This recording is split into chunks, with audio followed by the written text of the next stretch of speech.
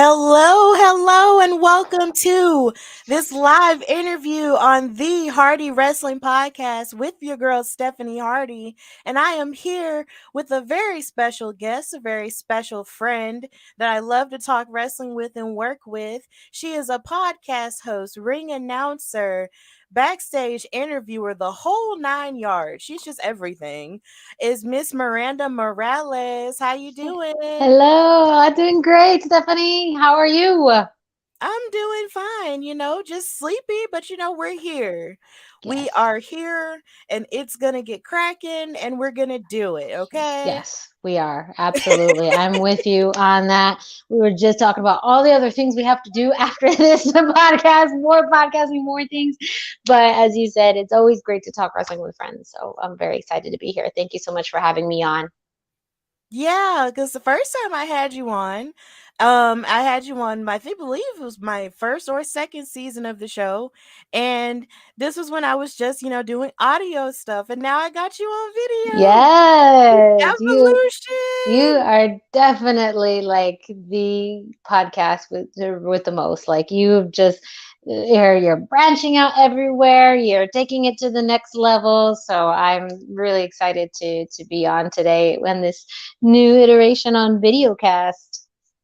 Yeah, I'm happy to have you on too. So, we're going to get into a little bit of everything, but of course, I want to start by first of all taking some time to send up respect and love and peace to the family of Scott Hall because we did sadly lose him on this side, but he is gained his wings on the other side. And I just want to send my respect to him because this is the first time I've been on um my platform since it did take place. So I do want to just like use this time to actually talk about, some of our favorite Scott Hall moments and just, remember his life right here and right now. So Miranda, do you have any favorite Scott Hall moments? Yeah, well, I started watching wrestling in the late 90s, and so I will claim to be an Attitude Era child, forever. But to be honest, my very, very first segment or moment of watching wrestling in the 90s was actually WCW Monday Night Nitro. Mhm. And at that point, this was, 98, where the NWO was huge. And I didn't really know the history of the NWO until going a few years back after that, or before that, really how it got started and how Scott Hall was so instrumental, not only in the NWO, but changing the face of wrestling in the 90s, both on the earlier end with the Razor Ramon character, and then on the latter end when he moved over to WCW and business wise really changed the game. I always thought, as a younger kid, when I heard about the Razor Ramon character, thought it was very corny. But I think because again, I wasn't a kid watching Razor Ramon. I was more a teenager at the time when, again, because I kind of worked my way backwards in wrestling and thought, oh my God, Scott Hall was this guy. But in hindsight, and really watching his matches, really watching his character at that time, it was a perfect place for him and really defined the early 90s, part of that newer generation that the WWE really branded at the time. And for someone who can go from a much more maybe comical character, but also a great heel, to then you could see shades of that in Scott Hall, the person, when we saw him in WCW and in the NWO. He made being a bad guy cool and effortless. Everything he did was just very seamless. And the way that he interacted with the crowd and the chemistry he had in the ring with people made it so effortless. And that, again, that transition from maybe kind of corny and hokey to a true, like bad, cool guy is probably the best that I've honestly seen in wrestling. And so, as just someone who grew up watching wrestling in the 90s and having him contribute so much to it, it's very hard, I think, for us 90s fans to see someone pass like this. When wrestlers do pass away, maybe in generations before us, but I think there's a big group of wrestling fans now who did grow up watching Scott Hall and Razor Ramon. And, though we have great memories, it's almost like when you do have someone that passes that is so attached to your youth, there's a piece of that youth that goes away with it. Yeah, definitely. I felt the same way because it's just, I remember, watching in the 90s, just like you, even though I was, a little bit, um, like almost basically like 4 years old around the time all of the NWO stuff was going on in WCW, and my dad was watching it on WCW constantly all the time. And it's like, for as long as you could remember, it's like you have a lot of memories attached to watching the NWO. If you didn't see anybody else on WCW television, you Mm-hmm. always saw those three, and of course the other 2011 people who was with the NWO as well. Yeah, when they expanded, they expanded. Yeah, they expanded for real across brands, across sports, across everything, It's right? true. Very So it true. was just a pretty, they were, but it was, those three, who were part of um such the iconic pillars of that, faction.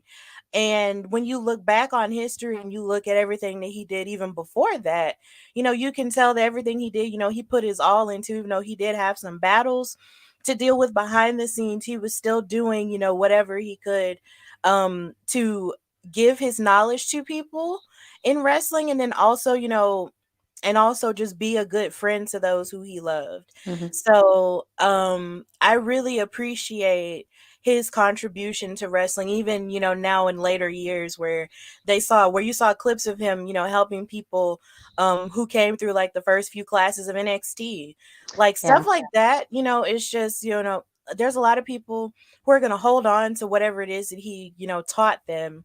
So it makes my heart, hurt that he is no longer with us. But at the same time, he contributed so much that we do still have a wealth of knowledge and a wealth of memories, to hold on to for as long as we, continue on this side. And we Yeah. send our prayers and our good vibes and, good juju to the family and friends of Scott Hall. So I just wanted to start by saying that. So now we're going to shift the focus, more so to you, because this is what we're doing. This is what we're Yeah. doing this for. So you mentioned how you started watching. You kind of started watching wrestling in the 90s.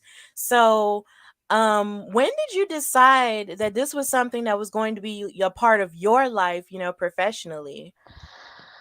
Oh, wow. I did decide, but I think it just also kind of like decided for me. I really took the big jump into getting into the other side of wrestling, more behind the stage aspects of it, back in 2017, which I have to think about now as of actually hitting my, 2018, 19, 20, 22. So 4 year-ish anniversary in wrestling. And it was just a kind of a coincidence. At the time when I was living in Albuquerque, New Mexico, there was an independent wrestling promotion there, Destiny Wrestling Organization, DWO. And they were, doing a lot of outreach in the community as far as presence. They were at Albuquerque Comic Con. They had even posted on their social media that they were looking for interns. And so to me, that was a moment where I said, okay, everything is triangulating. All these things are coming together. I'm still in love with professional wrestling. Here's a company that is actively, working, and they're looking for people. Like, why not? What do I have to lose? And so when I submitted my interest to them, I met with them and pretty much said, okay, let me know what you think and what you want me to do. And so that's how my career really started with them. And then I think when it really stuck was when I moved from Albuquerque to Phoenix. Because for a lot of people, when they move to a new state, that could be kind of a factor in whether they continue to work in independent wrestling or not. For some people, it can help their opportunities. For some people, there's limited opportunities. But I knew for me, I still wanted to keep doing this. So when I made the jump to Phoenix, I got connected with Arizona Wrestling Federation. And I think that's truly, honestly, when I knew this was going to be with me for a while, because I could have just said, okay, this was fun, and once I moved from Albuquerque, decided not to do it anymore. But I knew I wanted to keep announcing and interviewing, and I made the efforts to continue that in Arizona. And then everything just kind of flourished after that. So basically, as you moved around, you sought after it. Hmm. Yeah, You sought after the opportunity. yeah, Because in some cases, a lot of people, it takes a lot of people some time to sort of transition and find their way in a new place. But it seemed like for everywhere that you would move, you would literally like seek out opportunities to participate in wrestling because you knew that that was it for you. yeah. No, it's true. And I would say probably just a few weeks after I moved to Arizona, and maybe a few months, but actually, yeah, maybe it's even like about a month after I moved, I was already, announcing for Arizona Wrestling Federation. So it was a pretty quick turnaround, but it was because I did plant seeds before I moved, and I was very fortunate that people that I knew and recognized in New Mexico, who worked in New Mexico, were based out of Arizona. So I think that helped too in networking, that I knew people and I was able to get connected with them. And I kind of just not necessarily reached out to say, hey, could you help me, get booked kind of thing. It was just more like, oh, we know who she is. We recognize her. They could even kind of vouch for me. And I think that went a long way.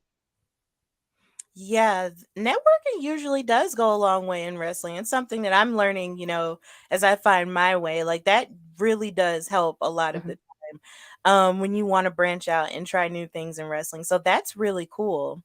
So did you ever, before you got into wrestling professionally, did you ever imagine yourself, doing this type of work?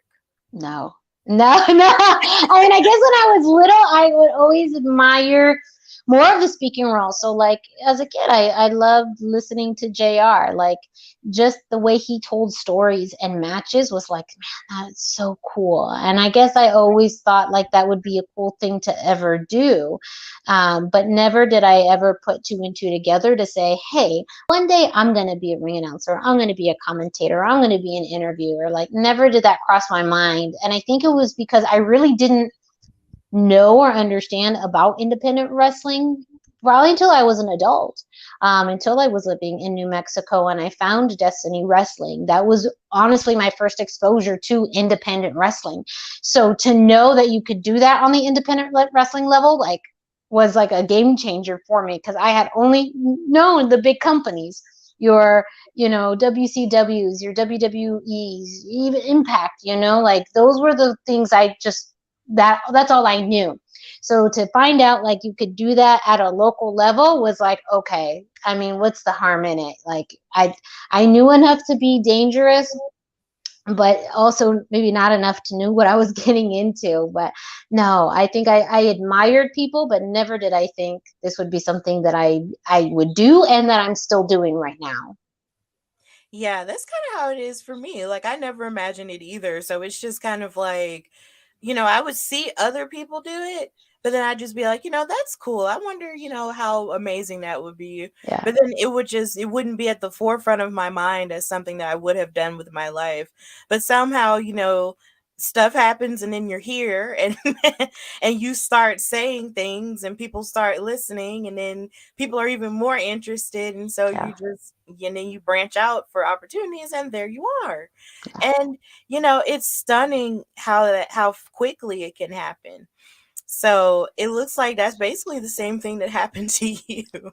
Yeah, I mean, I think it's everything was just one step at a time. One thing led to another, that led to another, that led to another, and it's Mhm. always just kind of slowly just moving on to almost like a frog in lily pads, like just jumping to the next lily pad, I would say. Um, and some of it, it is different, because I think a ladder is more this progression up, and I have to be honest, sometimes I don't always know if I'm necessarily moving up, but I like to branch out. And then it isn't until you get to that next step when you realize, oh, this is the next step. Sometimes it's very obvious when you're in the next step, but other times you don't realize you're at the next step until you're there and you're like, oh, wow, this is different, or this is a big deal, or this is, something really special. Definitely. So, how would you say you've adapted, to the independent wrestling scene? Because you did talk about how it was new, for you in the sense that you didn't know that much about it. Which is kind of how I started out as well. You get exposed to wrestling on the mainstream level, but then you don't necessarily know exactly how to, you don't really know exactly what the independent scene Yeah. until you get in it and then you see that it's just as big and thriving, as the mainstream. It just doesn't have like the Mhm. major platform to be everywhere at the same time, even though stuff is changing. So how Yeah. have you adapted, to becoming a part of the independent scene? That's a good question. As I think about it, a few things come to mind. One is because I was in Albuquerque when I started, there's some cities that have a very vibrant independent wrestling scene where there's multiple promotions happening, or a state where you have promotions, all over the place. New Mexico was one where at the time, Destiny Wrestling was the only promotion in the entire state that was running. Wow. So, my only other point of reference for independent wrestling was things I would see outside of the state. So, I did kind of a few things. One was take out my trusty old Fight TV app and I started to watch videos of promotions on Fight TV. That's how I got familiar with like championship wrestling from Hollywood, which then I became like obsessed with because I loved the storytelling, I loved the matches, and I started to get an understanding too for independent wrestling, but also on the TV level, how different that looks like, and how you have to tell stories differently in that format compared to, a larger format like WWE. And then also going to shows. So when I would come and visit Arizona, I would then go to Championship Wrestling from Arizona and other local promotions, and really make that opportunity to visit a promotion just as a fan, to watch and observe and see what it's like as from that fan perspective. Because at the end of the day, that's promotions are very focused on their fan base and building matches and stories to bring fans in. And so knowing what's happening on that side, I think made me a lot more knowledgeable about just independent wrestling, but also helped me as an interviewer and as an announcer, because ultimately what I'm trying to do is help tell a story to that larger audience. But sometimes you need to be part of that audience to know, what is it, how are they going to receive it, what do they need to know, what is the emotion or tone that you have to convey. So yeah, I would say it was a mix of everything between watching videos and becoming fans of promotions outside of my state, to actually going to shows to watch and observe, and also just be a fan. I love being a wrestling fan. Some of my favorite nights are when I don't have to announce anything and I can just sit there and watch a show. Yes, those are some of my favorite times too, in the moments where you don't really have a whole lot of assignments tied to it and you can just watch it. Cuz I actually had that experience this past Friday cuz SmackDown was in Birmingham. Yeah. And me and my boyfriend went, and I was trying to turn it into an assignment, which I guess is something that a lot of us, I guess, struggle with. I also have done that as well. Especially, especially if Yes. you're new. So Right. so I was Yeah. trying to turn it into an assignment, but he was telling me like, Stephanie, this is like the first live event that's happened here in 2 years. Like, why don't you just go and just enjoy it? Yeah. And that was probably the best decision that he helped me make, but it was the best decision I made, because getting into it and watching it happen, it's one thing to watch it on TV, and then it's also another thing to commentate for it, because there's a sense of there's a different focus that you have to have. You're locked Mhm. in, but Yeah. then when you're watching it as a fan, it sort of reminds you of the energy that you brought to it in the first place and what you love about it the most. And being reminded of that, especially now during WrestleMania season as well, was a beautiful thing. Yeah. So I also find that, participating in the independents and actually watching independent shows is really cool. Like, I started doing that 2 years ago when I started my show, and I would watch matches for people um as research for different wrestlers. And then I would watch it and I was like, man, this is actually kind of cool. Yeah. Like, what, where have I been? Yes. Yeah, it's just a different environment. I almost relate it to like college sports, because I wasn't, or actually my fascination with football started when I was in high school and I was part of the marching band and I had to sit there and watch football. And I actually started to get interested in it. And then when I went to college, to be part of, a group or being part of a school that had, a big presence, um, just the actual environment, college game day was so exciting, but you just felt so connected with your school and the pride that it brings, that I would say that was kind of the closest comparison. Being in independent wrestling, like, you are truly part of the experience, and it cuts close to home, like there's fans in the crowds and you could hear what they're saying, and they get truly invested in the people that are there, and the wrestlers get to interact with fans in ways that you don't necessarily get to do when you have 10,000 people there. It's such a really intimate and unique experience. And it almost feels like, a promotion can feel like a college sports team, and you're keeping up with all the things that are happening in there. But you're also very attached. There's people who are very, feel very strongly about, their home promotions or their favorite promotions, because of the fact that it's almost like, someone who's just cheering on a professional sports team. Yeah, and then it's like the more attached you become to that independent promotion and then to the wrestlers there, the more you become invested in their growth. Yes. And then you get excited to see how the promotion grows, and you get excited to see so many of your favorite wrestlers, go to different places and get, greater opportunity. And it is so cool to actually see stuff like that because you remember, where they once were.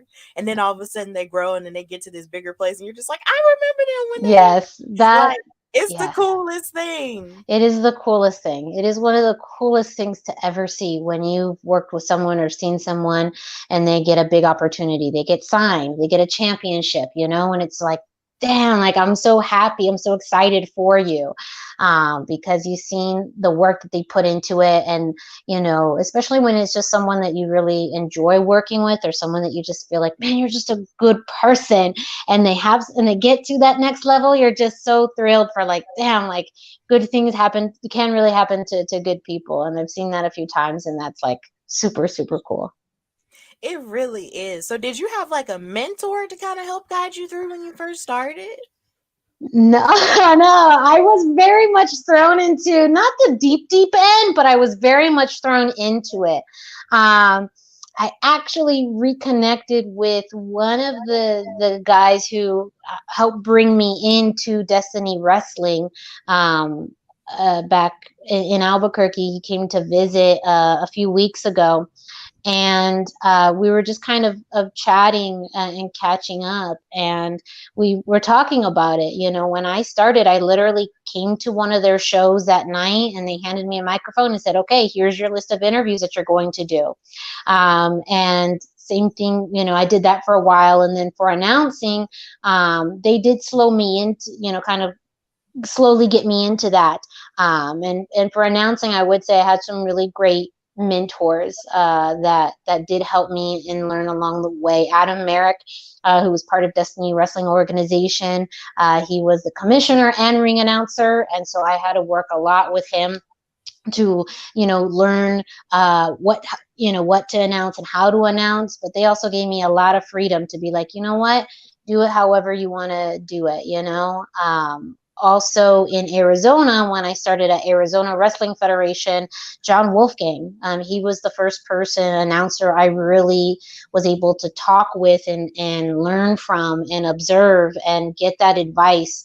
And he's an incredibly talented performer in general. He's now moved on to be a wrestler. And I see how his analytical mind works as an announcer and how he's utilizing that as a wrestler. But someone who was always very professional, and someone that I knew I could ask questions to and get that feedback from. And even, one of my best friends, Greg DeMarco, he's my friend, but I absolutely have considered him a mentor as well, both in podcasting and announcing and interviewing. He has such a sharp, keen mind for wrestling, and he also when working in IZW specifically has put me in situations where he knows I could showcase my talent as an interviewer, an announcer, and even, recording and doing some of that backstage production work. And so he is also someone who I, is my friend, but also someone that I've been able to rely on and get a lot of great feedback and advice from. Yeah, it's always good to have people to talk to, especially when you feel like, you might be messing up somewhere, or you feel like, you have a question about a certain thing. It is so good to know that you sort of have like a community of people that you can ask questions to. Like for me, I know I have an embarrassment of riches when it comes to that. It's like there's you, there's Tyron, there's Hmm. Derek, there's the Jobber Tears podcast crew. Like Yes. it's just, and then everyone I work with women's wrestling talk, because they all have their own platforms as well. Like it's just it's like it's too much. It's like you're spoiled. But it's so good to have that support system in Yeah. a sense, because you just don't want to feel like you're out there by yourself figuring Uh, everything else, out on your own. So yeah. And yeah, I've always appreciated, like, people don't have to do that. they That's one thing don't. in wrestling. They don't have to. Nobody has to do anything. And wrestling is so rich in tradition and this concept of paying it forward, whether it's, mentorship, like we even just talked about at the beginning of the show, someone like Scott Hall, who paid it forward in giving advice and feedback to younger talent, to even the way that he, carried himself in the independent circuit and scene, to people within wrestling communities, podcast communities who take the time to just share advice and tips and, feedback. Like, nobody has to do anything, but they do it because they want to see you grow, they want to see the industry grow, they want to see a promotion grow. And that's how it is, and that's how I think it will continue to be. We live in a time now where people talk about the stories from the 90s and 80s, and even back in the 70s, and all of that storytelling and tradition has passed on to now. And I Mhm. think there's something to be said about how that's, how that will continue to grow wrestling into the next 50 years. Definitely. So would you say that you have a strong fan base in the independent scene? I would say I have some really amazing fans. I love when I come out in the stage and, fans are cheering for Miranda. Like, it happens. I try not to put too much of myself in the spotlight when it comes to that, because the focus is on the wrestlers and other things. But I have a really great fan base out in Arizona and New Mexico, and even in Las Vegas, where I out sometimes too. So it's really cool to see those things. And, when you just go to a scene or to a show and people know who you are or recognize you, like, that's pretty freaking cool. Yeah, like I imagine that that has to be cool. And the fact that people, really resonate with who you are, and then people actually like you, like I imagine that has to be amazing. Yeah, it's a good feeling, especially, anytime I get to interact with kids. Like, those have been some of my favorite memories. I remember in Las Vegas at FSW a few months ago. There was these two girls there. I think they were with their dad, and they were watching, and they were asking me all these, just questions and how are yous. And I had this pretty pink pen with a jewel on top, and I said, "Look, I need this for the night, but as soon as I'm done with it, I'm going to hand it to you guys so you could keep it." And they were just so happy just that I gave them that pen, And so it's little things like that that make me just really grateful for where I'm at and who I get to work with. Oh my god, that's so cute. Yes, it's that made me think, like, maybe I should just carry cute pens around all the time and give them to kids. Maybe that's my own gimmick. Heart had the sunglasses. Maybe I have cute pens. Yes, that should be your thing. I'm definitely a supporter of that being your thing. That would be so cool if you did that, like for like every child. Right? I'll put it in the Amazon order right after this. Yes. So, what has been the wildest backstage interview that you've ever done?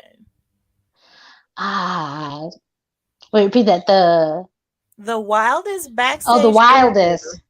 that you've ever had. Oh man, these or are any fun. crazy interaction? Yeah, gosh. I had some very interesting interactions. I again, starting with Destiny Wrestling, like they threw me for a loop in the very beginning. I had a very interesting interaction with one of their biggest heels at the time, Johnny K. And from the moment I mean, I still have it on my Facebook. But the very first interview I did with was Johnny, and Johnny's a very unhinged, unpredictable character, Mm-hmm. and to the point where my interview colleague, who's much bigger and experienced than me, pretty much handed off the mic and said, "I'm not doing this. Here you go, Miranda." I was like, I had no idea what I was getting into. Very creepy, very just intimidating. And I would say like that was literally my first interview, and that set the tone for what I was going to expect in the future. And sure enough, we even had some interactions in the ring. One time, he had this baby doll, who was his sidekick baby, aptly named, and she was stolen. And so he was going around the crowd asking people where baby was, if they had seen baby. And he made his way into the ring while I was announcing and confronted me, asking me if I knew where baby was. And he just, I didn't know what to say. I didn't know where baby was. I had no idea, and I was just trying to do my job, and I was so spooked. And so, it was always a very interesting, somewhat special dynamic I had with Johnny K. It always kind of, freaked me out. When all you're doing there is trying to do your job, and someone's at a whole different universe than you are in, that you had to just be like, man, you're super creepy, dude. Thank you though. Thank you for this shit. Like I don't know what to say. And I have to admit, the crowd loved it. The crowd loved how uncomfortable that I felt. And I think that's something, a testament to what we like to see as fans. We like to see emotion. We like to see conflict. We like to see drama. And so, yeah, I would also say, more recently, I had a very interesting interaction at Phoenix Championship Wrestling this past Saturday. There is some tension, to say the least, between two of our biggest names, Dom Vitale and Joe Graves. And Joe Graves specifically wanted to fight Dom. And Dom and Joe have been friends for years. And Dom said, "No, I'm not going to fight you." Also, at that time, Joe put out some information about, Dom's life that eventually led to me and letting the crowd know about our relationship. And that's how we kind of got outed, where Joe brought me into the ring and sat me in front of Dom while he was handcuffed to say, "If you're not going to fight me, I'm going to bring your fiance into this ring until you do." So that was something where I never thought I would be in a situation like that, but there you are, where, one, you're now somehow caught in the middle of this, you know, feud between two people. And it really wasn't a feud between two people, because Dom was very adamant that he didn't want to fight Joe. But you get brought into it, and literally, kind of held a bit hostage. So that's a very interesting situation that I never thought that I would be a part of, just because, I always keep my things separate, my worlds apart. But at that moment, they all crashed together all at once. Oh my gosh, girl. That was my Saturday night. I have to tell you, it was a long night. It was a long night. But it's something that, when you get into this, where your worlds start to kind of come into play together. I guess it tends, one way, shape, or form, will come to light. Like, I think that was my big realization. And sometimes, people try and utilize your role, to prove a point. I think that's very true of announcers and interviewers. When we see their interactions with wrestlers, sometimes you are part of the example that they're trying to make.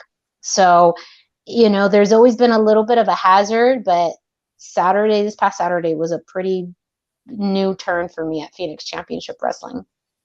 Yeah, that sounds pretty juicy there. Like that sounds like some major like drama like from a reality show like type of stuff. Yeah, here we, it was crazy. Yes, yeah, it was pretty insane how it all came about, and again, it was being put in a situation where you were used as leverage, and no one loves being used as leverage. And but you push people to a point, and Dom in particular is not the type of person who will be pushed to a point and back down. So friendships are super important to him. The people that he cares about and trust are super important. But when you cross a line, especially with people that he cares about, there's no coming back. And sometimes the best enemies come from being best friends. And I think that, you know, it's leading to a big matchup that they have on May 14th out here in Phoenix. But, yeah, it's some very much reality storylines. Yeah, that just sounds absolutely dramatic. But the thing about wrestling is the fact that when it comes to wrestling, it feels like it's one of those things where if you're in the business, everything like there's nothing that's off limits there. Like there's Yeah. absolutely nothing in wrestling that's off limits. Like you get brought into stuff, you get knocked down sometimes. People bring up your life and all the stuff that you've got going on as if it has anything to do with what's going on in the ring, or it could have something to do with what's going on in the ring. It's just a lot. It's just really dramatic. But that's the thing about wrestling. It's like it's not like any other sport where Yeah. if somebody brings some personal stuff into you, you get sent away or you get called away by a referee or something, or ejected from a game. Like wrestling is no holds barred that way. Yeah. But No, I'm you're glad yeah, that you you're can, right. yeah, but I'm so glad that you were able to keep a level head as much as you could and handle it, as best as you could. So like I believe in you. Thank you. Well, I didn't have much of a choice. I still, went through with the rest of the night, and I'm very, fortunate to have someone who's, willing to defend me. But I've always been very adamant that I never wanted to be in that part of the spotlight. Like I always wanted to keep, a professional tone and keep those things out. But I think, yeah, just like I mentioned before, sometimes you get forced to be brought in for one reason or another, and you just have to do your best to keep cool. Yeah, you do. So, what exactly, was your decision making process like when you decided to branch out and become a podcast host?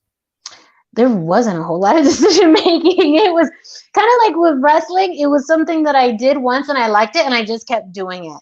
Like that was one thing when I was talking with Dax a few weeks ago. He was like, yeah, she just kept showing up to shows, so we let her work. And that's kind of how it. And literally, Greg will say the same thing with my adventures in podcasting. Is she just kept coming to kept logging in every week, and we just recorded a podcast with her, but. Um, I would say it started off with Greg. We met at an independent promotion in Phoenix that he was helping to run, and he'd been podcasting for quite some time before then, for about 7 years. And one day he said, "Hey, do you want to be a guest on the podcast, the Greg DeMarco Show?" And I said, "Sure."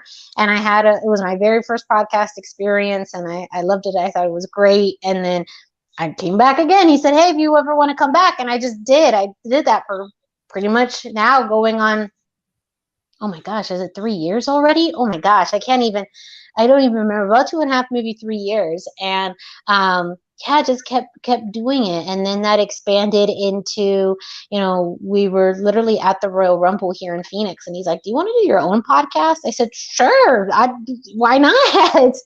And so that's how the hashtag Miranda Show was born. Was just more of our random thoughts and conversations as friends that we just put out there into the podcast sphere. And then it really got to be more serious when I connected with Lucha Central, and they were launching the Lucha Central podcast network, and they needed a co-host for the Lucha Central weekly podcast. That was really like, okay, this is something big. This is actually, more than just podcasting with my friends. Mm-hmm. And I felt like that was definitely the moment of like, okay, this could be something. This could be something more than just, you know, just being random with my best friends. This could be actually something a lot more poignant and a lot more purposeful. Yeah, so basically you were just game to it and you were just showing up and being that girl, and then that's how it started. Yep. Yeah. And I met so many amazing people through podcasting as well. Of course, you, as you mentioned, Ty Asbury, Derek, so many people. Najir Chambers from Big Gold Belt Media. He's definitely someone that I've looked at as a mentor and a friend. And going more into that media side, I've learned a lot from him about how he approaches wrestling news and wrestling interviews, because he has such a unique perspective, both from a wrestling fan point of view, but also understanding entertainment. He's done pressers for Comic Cons, for Disney, for Showtime. He has such a wealth of experience in entertainment, but he's also such a knowledgeable, down to earth wrestling fan. And he just is able to kind of connect all of those dots together and really put in some amazing interviews and amazing content. And so podcasting has really helped me just learn from a lot of other people on the other side of wrestling, not just the fan side, not just the independent wrestling side, but then kind of on the media side too. Yeah, that's definitely what podcasting has done for me, in a sense. Like, it's like a crash course in media, while also getting a crash course in wrestling and learning things that you probably never would have known just as a fan. So, I'm glad that you were able to have those experiences and learn from them. So, who has been your favorite guest on any one of your podcasts, on Lucha Central or Yeah. either one of them? Oh, so good. I want to say, like, literally one of my favorite favorites has been Lindsay Dorado. We Mhm. interviewed him back May of 2020, when WWE partnered with Urban Aztec to launch a Lucha House Party shirt.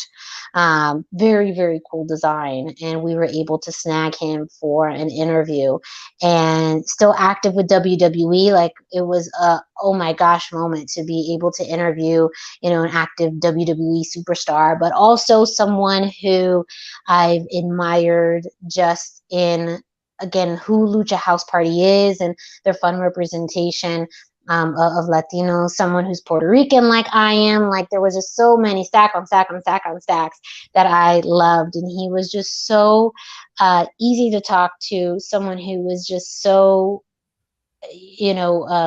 appreciative of just the world of wrestling and his journey.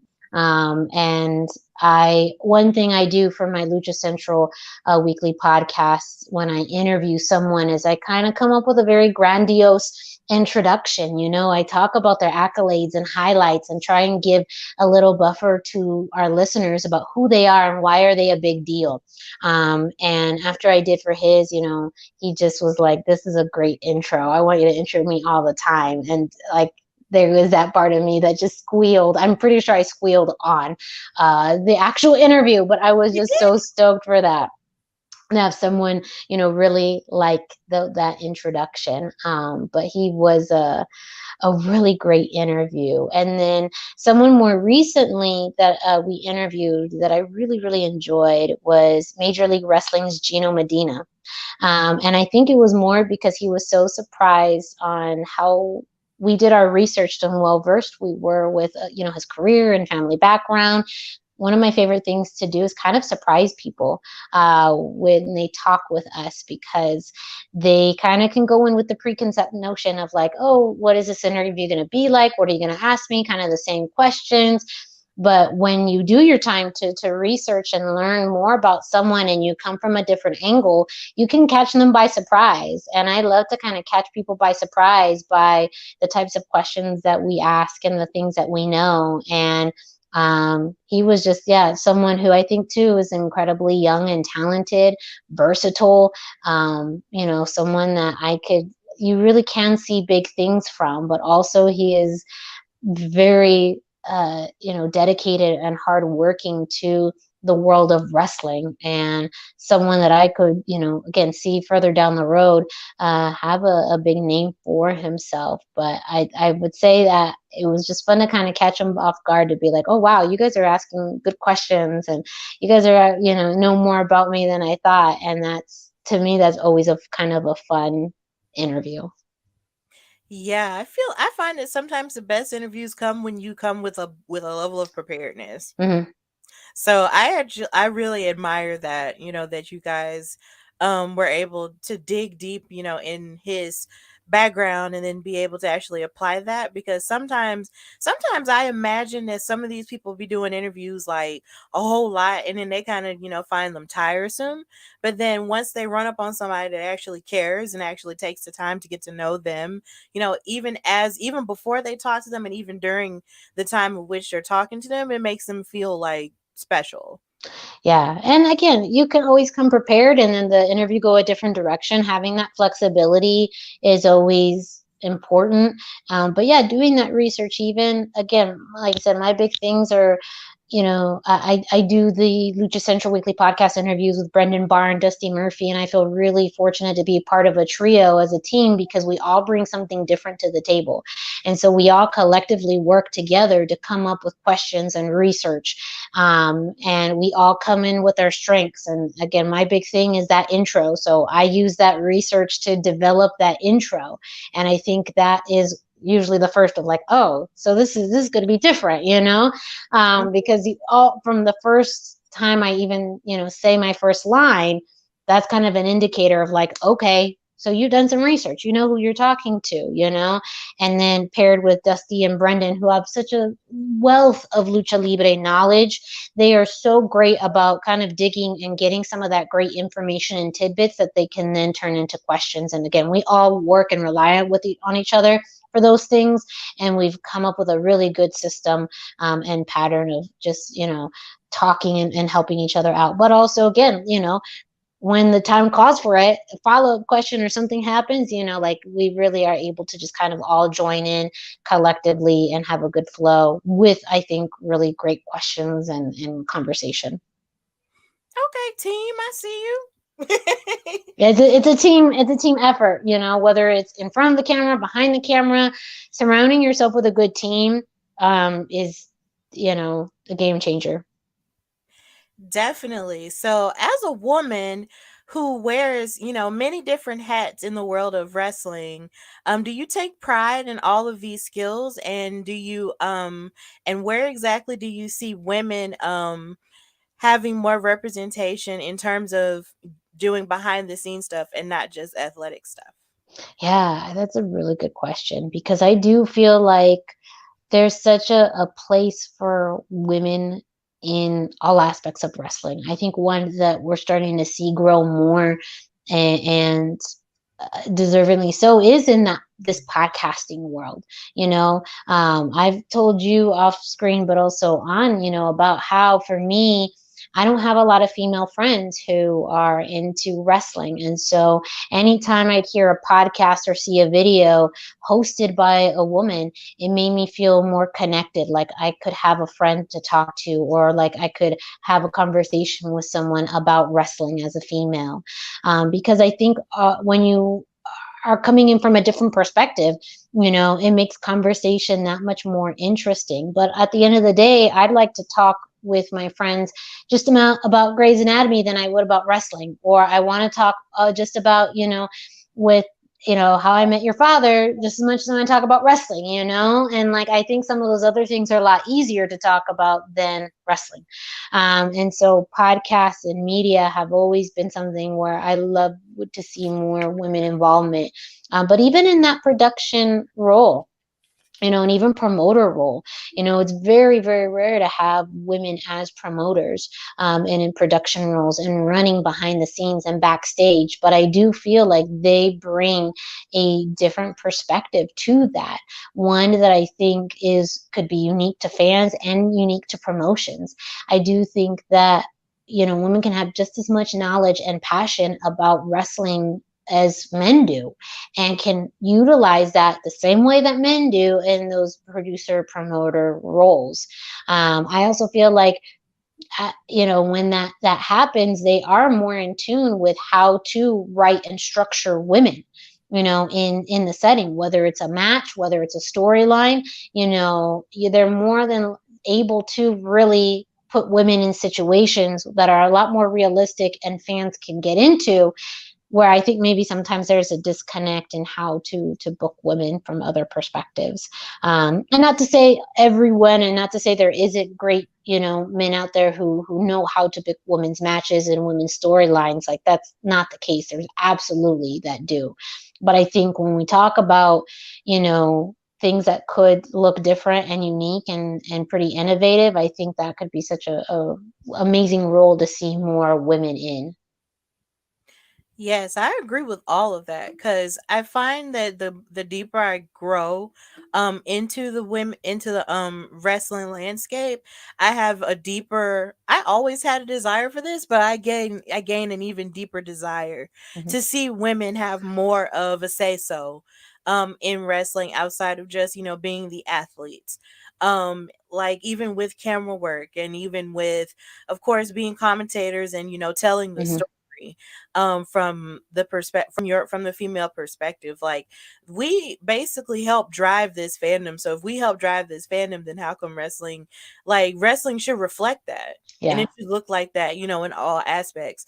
And of course you have so many different female promotions like the Belladonna division, which I work for, and then just like Destiny, like you worked for. Like there's just you know so many female promotions, but I feel like it's only gonna grow and get better Mhm. as the world continues to evolve.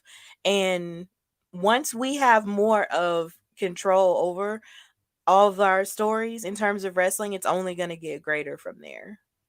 Yeah, I agree. And someone who I've really admired, here in the state of Arizona, as helps run Impact Zone Wrestling IZW with Greg, who's been an agent, who's helped book, is Crazy Hot Morgan, or Michelle, as we call her. She has been a wrestler now for many years. She's really a pillar of women's wrestling, out here in the Southwest. And she's just someone who, when I think of like this supporter of women's wrestling and women in general, like she is one of the biggest champions I have ever seen of women. She will do, what she can to help people grow. She supports people, she gives feedback, she gives opportunities, and like she is very much kind of to a mom to a lot of us who, and like I don't have a wrestling mom. I feel like she is part of my wrestling mom, my wrestling family, because she has been someone who has helped me with opportunities, helped me with growth, helped me just like with visualizing things. And she's so smart. And I don't know where I would be without Morgan. Like, I just feel like having someone in your corner, but also someone just keeping an eye out for you, like sometimes she's never necessarily too close, but she's just close enough to keep a peripheral out. Um, it's amazing to have that support. And again, as a woman, like she wears so many hats, it's so well appreciated by someone like me. Yes, and that's really great that you have someone like that who wears all the hats that you can look up to, and someone who actually cares enough to look after you in that way. Yeah. No, it's Yeah. very fortunate. I'm very fortunate. Like you said, I'm embarrassingly fortunate with, the support that I have. Yes. So we're going to drift away from wrestling a little bit and talk about something like things that you enjoy doing outside of it. So, do you have any favorite TV shows or do you have any other hobbies that you have outside of wrestling that you really enjoy? My face was a little shocked by there because I'm like, wow, I don't know what I do. A lot of what I do is around wrestling. But I would say that a show that I've been very much into is the How I Met Your Mother, How I Met Your Father series. So here there's a local channel that will air reruns every night. And I started to pick that up about a year ago. So I didn't watch it when it was active, but I've started to watch it as reruns, and I've been pretty obsessed with it. And now with the new series on Hulu with How I Met Your Father, I've been watching each one of those as well. Like I think it's a really funny series. It's something that, it in the afterthought of it, I know there was a lot of fans who didn't like aspects of it too, so I could see it from that perspective. But I'm really digging the new How I Met Your Father. Like I watch it every week, and so I'm super stoked. I can't believe season 1 is already done. I need season 2 already. And then another show that I watch a lot, all the seasons, and this is mainly because I feel like it's very close to my life, is the Marvelous Mrs Maisel from Amazon. It is about a female comic in the 1950s, who, got into comedy by accident, and especially from these unfortunate life events and her journey to stardom as a female comic, and all of the challenges she has with her family, especially her parents, the time it was for women in the 50s to do anything outside of the house, as a mother, like there was just so many aspects of that show that hit me personally, because I felt like that was a lot of my life as an announcer. Like the same disapproval that her family gives her for being a comedian, I feel like my parents look at me the same way as, in wrestling. They're like, what do you do? Why? Like, this doesn't make any sense. Like, you shouldn't be doing this as a woman, Like, I just have watched hours of the Marvelous Mrs. Maisel just as a cathartic experience to be like, okay, so this is what it's like when you try and go for, your dreams and something that you want to do, and kind of really the uphill battles that you have in that. So I've just loved that correlation. Other than that too, I'm a big fan of football. So I'm very sad that football's gone, because that would be a Sunday ritual to watch football on ours. But also same thing with college football. They're definitely big football fans. So when the season's in, you will definitely be watching me or finding me watching football, or having it in the background or on the ESPN app, just kind of keeping up with the stats. Yeah, I love watching college football myself. Like, actually, because it's like, I don't know, I just don't like the NFL. And I'm sorry to anybody who's watching and, they love the NFL, but the NFL just doesn't hit like college football does. Yeah, And then exactly. especially if you're in the South over here in I was gonna Alabama, say, yeah, like it's so a you are way of in life. a college football mecca there, Yeah, where it is truly a way of life. It truly is a way of life. Like the SEC is nothing to play with. we're not. We're just not. And it's just, and even though I'm not necessarily a fan of really any team in the SEC, it's still exciting to watch. Like Yeah, it's hard to not get into it yeah, because we stop everything yeah. for football, for Alabama football. So you can't help but just, sit there and look at it and be enthralled to a certain degree. It's Mm-hmm. fun. It's really fun. And it can be really addictive at times, but I Yeah. love it though.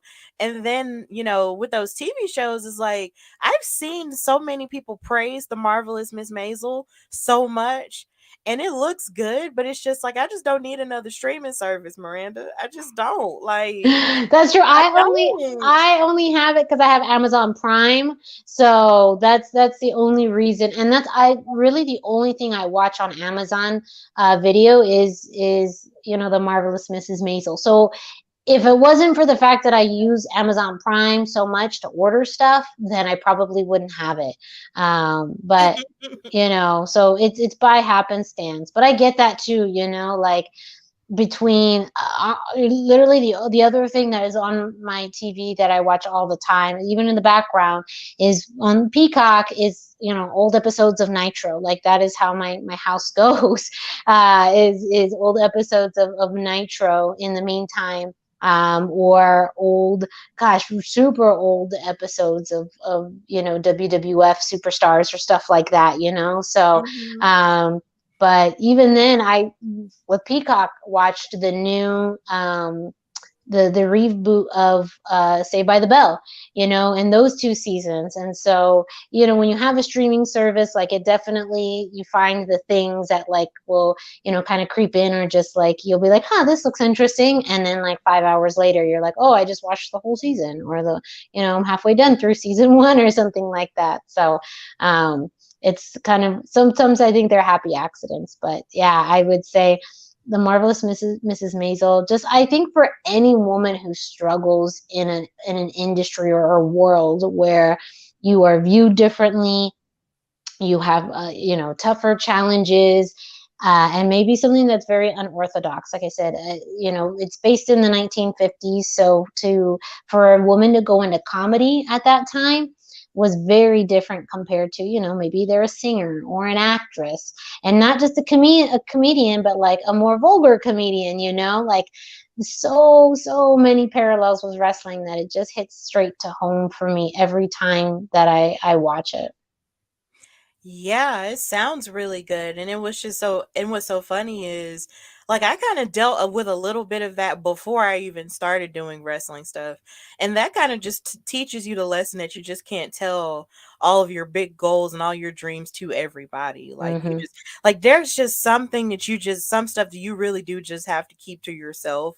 Yeah. Because you know what it means to you, and that's really all it has to be in order to keep it and the joy that you have for yourself. And if there are other people who don't understand, then well, that's their problem. Yeah. So I True. mean, I hate to say it like that, but and be that blunt, but that's really like that's their problem. So I'm Yeah. glad that you are learning to rise above that and just do you in the best way that you do you, because I mean at the end of the day you're left with yourself, so are Yeah. you so you have to live for yourself and be true to the things that you love regardless of what anyone says about it. So that's just my 2 cents on that part, but that does sound interesting. I haven't been watching any TV shows lately. I just haven't, like, I just fell out with Yeah. a lot of the shows I used to love, Yeah, so there's a lot of stuff. Like I know Grey's Anatomy just came back, but I don't I tend to haven't been watch it. watching it. Yeah, because I record on Thursday nights, and so that's been kind of a bummer.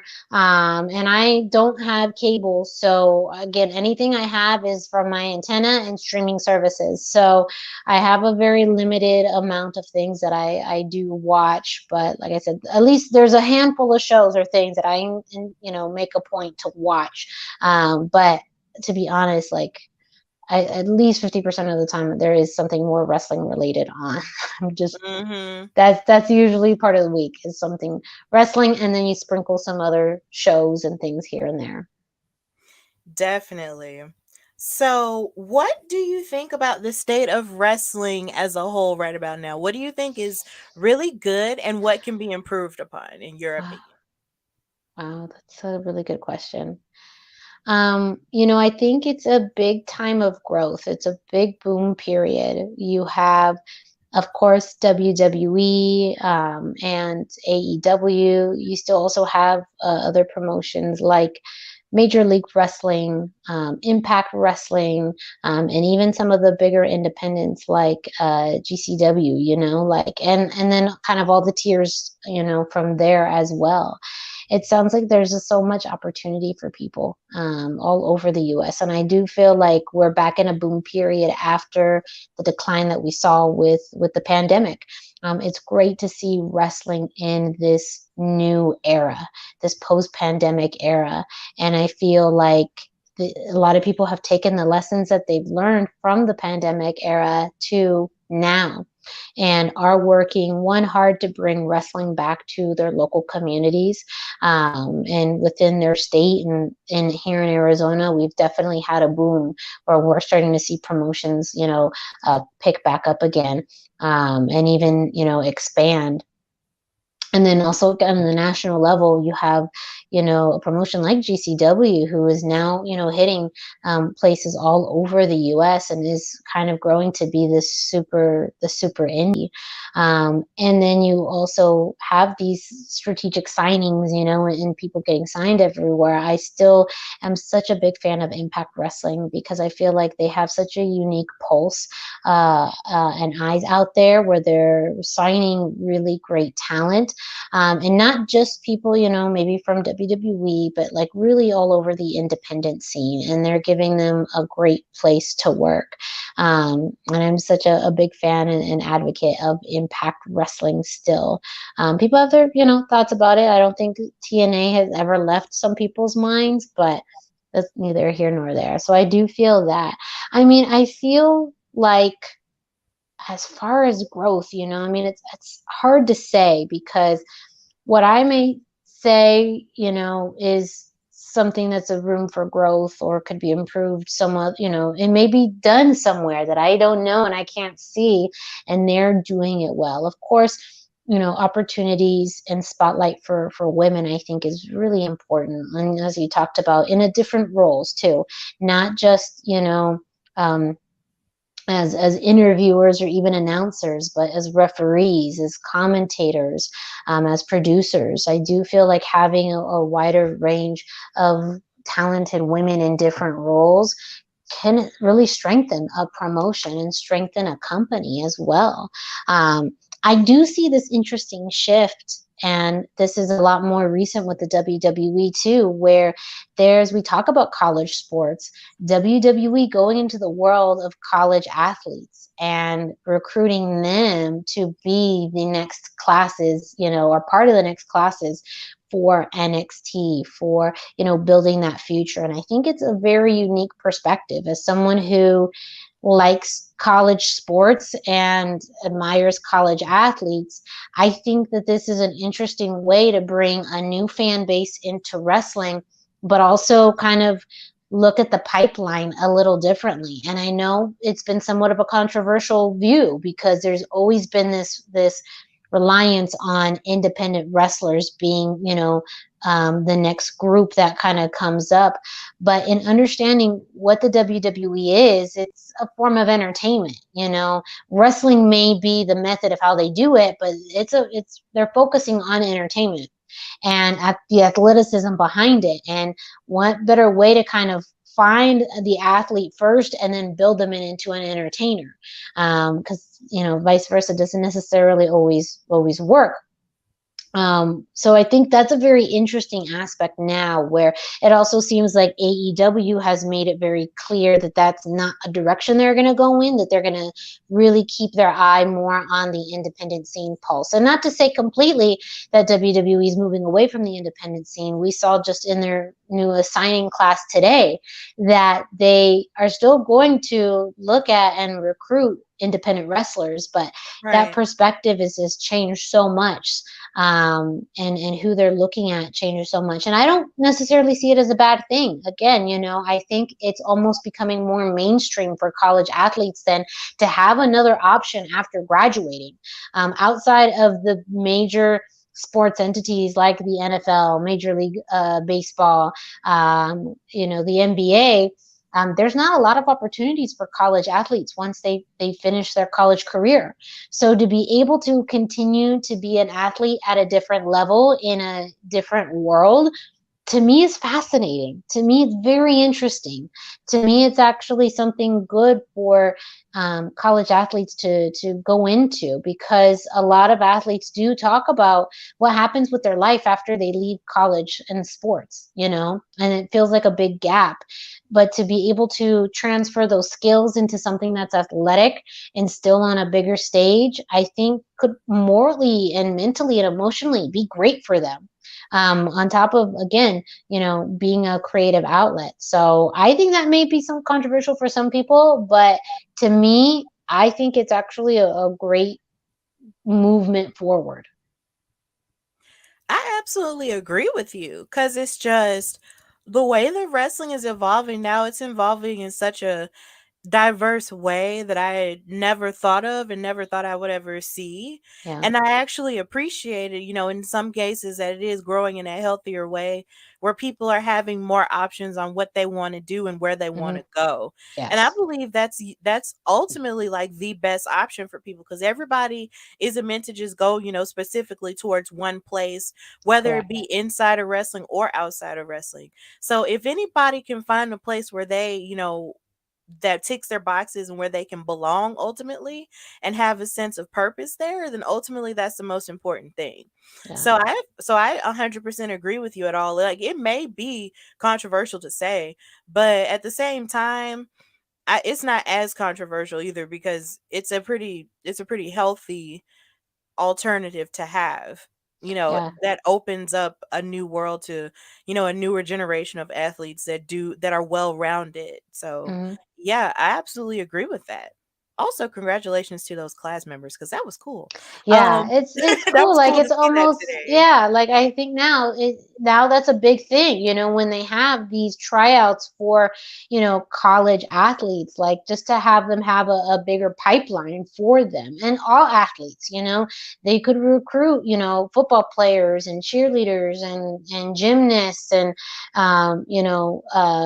basketball players, it just opens up for athletes, track and field, for a wider range too. So especially for female athletes, when there's not as many professional opportunities after college as there are for men, again, like that could be the way that we start to see the world expand for women in wrestling, is the recruitment of female athletes from all of these different sectors. 100%, definitely. So, only a few more questions left. Um, what do you think about the state of women's wrestling as a whole? Yeah, that's a good question. Because I was talking about Impact Wrestling, they really do have one of my favorite women's divisions in all of professional wrestling.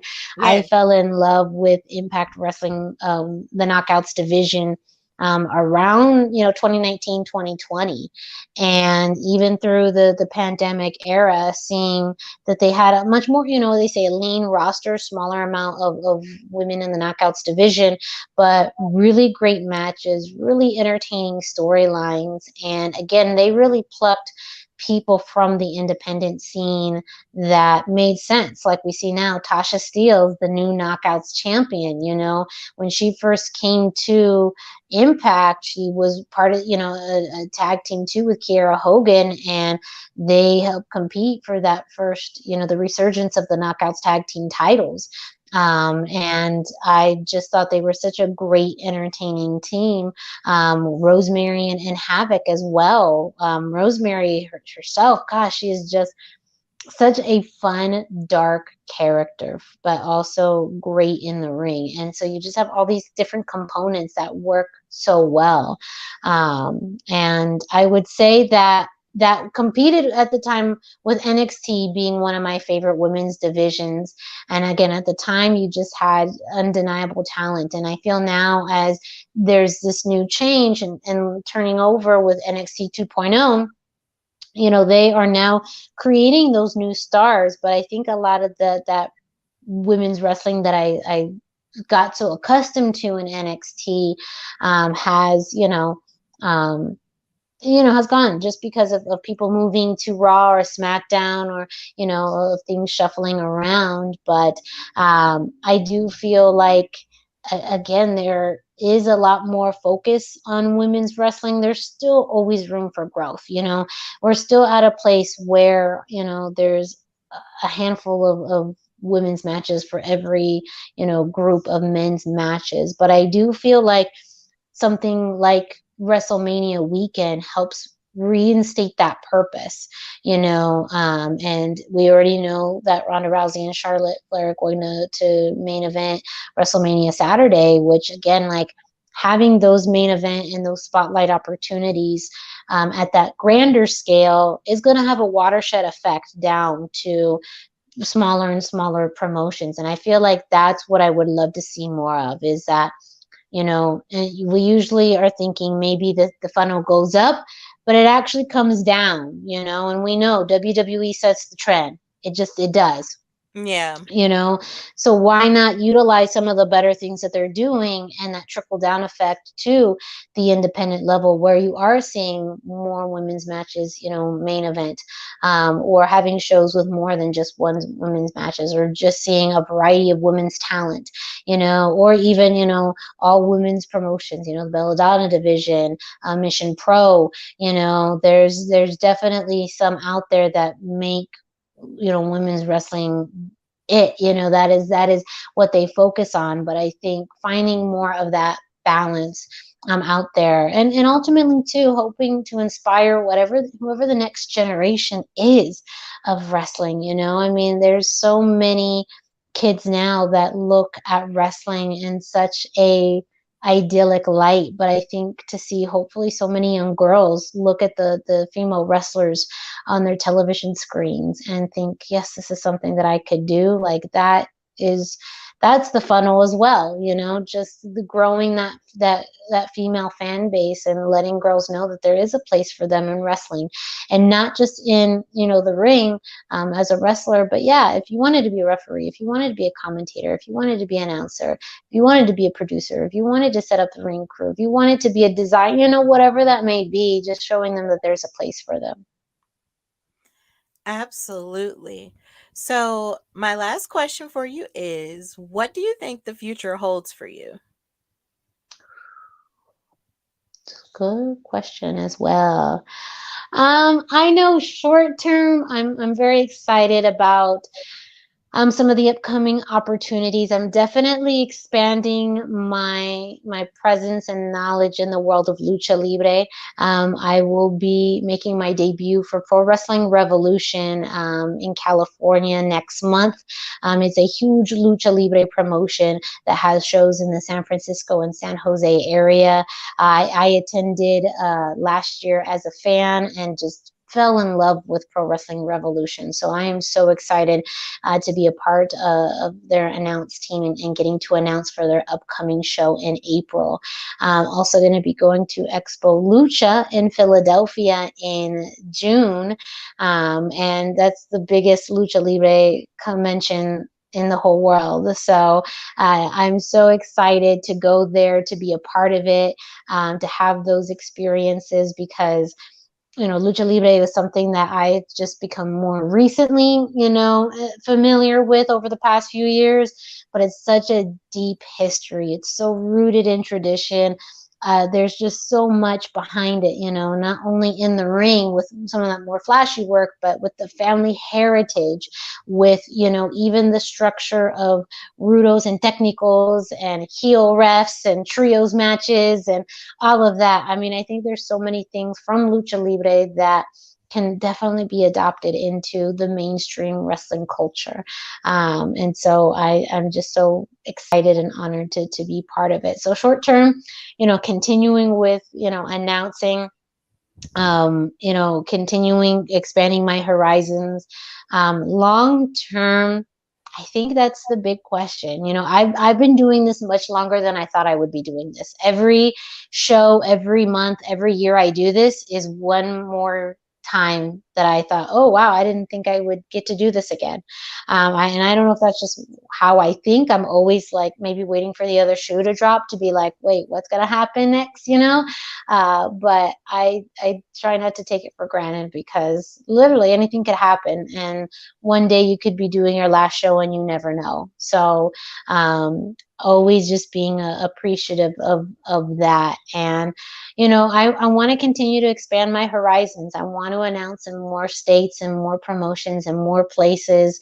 I want to keep kind of going to that next lily pad, whatever that is.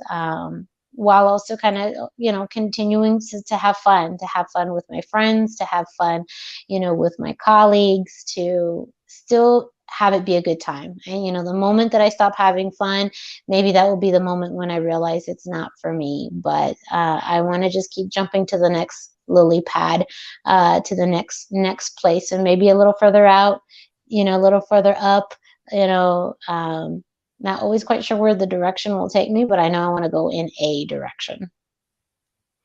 That's well said. Well, thank you, Miranda, for coming on the Hardy Wrestling Podcast. So, if you will, just tell everyone where they can follow you and find you, and talk about anything else you want to put over at this moment. You can do that right now. Yeah. You can find me on social media at the hashtag Miranda, hashtag spelled out, on Instagram and Facebook. No Twitter. I'm not on Twitter. That's why one of my nicknames is the Twitterless heroine, because I can't. I'm sorry. It's just too much for me. But you can follow me on social media, and that's where you'll find information on what promotions I'll be at next. Also, actively podcasting each and every week. I am part of the Greg DeMarco show and my own show, the hashtag Miranda show, at thechairshot.com, as well as part of the Lucha Central weekly podcast on luchacentral.com. Both shows do have a presence on podcast streaming platforms like Spotify, Google Play, iTunes, iHeartRadio, and more. So you can look up thechairshot.com and Lucha Central Podcast Network on each one of those platforms as well, if you want to listen to shows on there. And yes, that's all of the major things. Just in general, everyone just go support your local independent wrestling, whatever that is, wherever that may be. Check out your local independent wrestling promotions. If you can't, buy their t-shirt, follow them on social media, attend their next event, share their posts. There's so many ways that people can support independent wrestling, and it doesn't necessarily have to be monetary. It could be anything, spreading the word out, whatever it may be, telling your friends, or yeah, going to a show with your friends, whatever that may be. Like, that's my big takeaway. Just support independent wrestling wherever you are. It is the life source of wrestling. And it's a life source for communities. It's a way for people to bond and come together. So just rep your local wrestling promotions. Yeah, that's an amazing place to end right there. So, as usual, know that you can follow me, your girl Stephanie Hardy, on Instagram and Twitter at Queen Steph Hardy, and you can follow the Hardy Wrestling Podcast on Instagram at Hardy Wrestling Podcast, and on Twitter at Hardy Wrestle Pod. As always, I'm your girl Stephanie Hardy, and until next time, bye, y'all.